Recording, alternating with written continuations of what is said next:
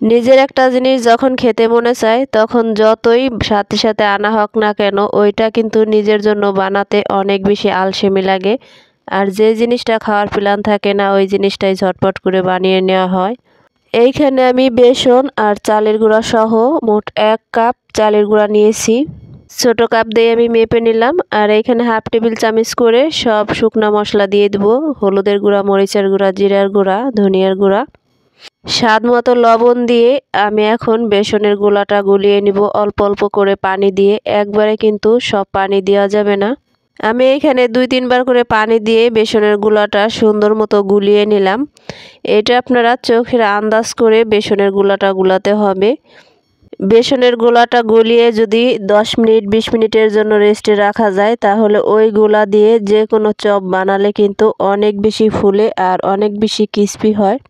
বেসনের গুলাটা গুলিয়ে আমি একটু চামচ দিয়ে উঁচু করে দেখাইলাম, এইরকম ঘন হয়েছে। এই গুলার সাথে আরও একটা জিনিস আমি অ্যাড করে দিলাম, কিছু মৌরি একটু তেল দিয়ে গরম করে গরম তেলটা এই গোলার সাথে আমি মিশিয়ে দিলাম। বেগুনের চপ, আলুর চপ এইগুলার সাথে মৌরির ফ্লেভারটা কিন্তু অনেক বেশি ভালো লাগে। কয়েকবার করে আমি বাজার থেকে বেগুন এনেছি বেগুনি খাওয়ার জন্য, কিন্তু একবারও খাওয়া হয় নাই। একবার তো মাছ দিয়ে ঝোল করে রান্না করে খেয়ে ফেলছি। এই বেগুনটা এনে রাখছি প্রায় 1 সপ্তাহ হয়ে গেছে, একদম চেহারা নষ্ট হয়ে গেছে, তো ভাবলাম আজকে বানিয়েই ফেলি।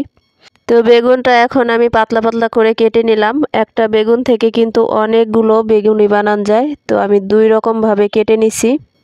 এখন বেগুনগুলো একটু লবণ আর একটু মরিচের গুঁড়া দিয়ে একটু মাখিয়ে নেব। লবণ দিয়ে আর শুকনো মরিচ দিয়ে এইভাবে যদি একটু বেগুনটা মাখিয়ে নেওয়া যায় তাহলে কিন্তু বেগুনিটা খেতে আরও বেশি ভালো লাগে। এখন বেগুনিগুলো সুন্দর করে একটু ভেজে নেব। এর জন্য এখানে চুলায় একটা প্যান বসিয়ে দিয়েছি, বেশ কিছু পরিমাণ আমি তেল দিয়ে দিয়েছি। এখন আমি বেগুনিগুলো ভেজে নেব। আর ভয়েসটা দিতে অনেক বেশি কষ্ট হইতেছে কারণ ঠান্ডা লেগেছে প্রচুর পরিমাণ। এই ঠান্ডার সময় আমার তো শ্বাসকষ্ট প্রচুর পরিমাণ বেড়ে যায়, এর জন্য আমি ঠিকঠাক মতো ভিডিওতে ভয়েসও দিতে পারতেছি না।